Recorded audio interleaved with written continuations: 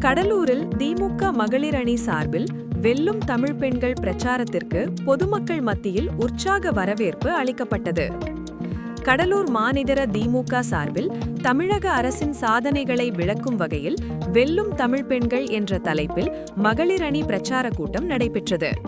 கடலூர் தொகுதி பொறுப்பாளரும் மாநகராட்சி மேயருமான சுந்தரி ராஜா தலைமையில் இந்த பிரச்சாரம் முன்னெடுக்கப்பட்டது. இதில் தமிழக முதல்வர் மு.க. ஸ்டாலின் தலைமையிலான அரசு பெண்களுக்காக செயல்படுத்தி வரும் பல்வேறு நலத்திட்டங்கள் குறித்து பொதுமக்களிடம் விரிவாக எடுத்துரைக்கப்பட்டது. பெண்களுக்கான விடியல் பயணம், இலவச பேருந்து பயணம், மாதந்தோறும் வழங்கப்படும் மகளிர் உரிமை தொகை, பள்ளி மற்றும் கல்லூரி மாணவிகளுக்கான கல்வி ஊக்கத்தொகை திட்டங்கள்.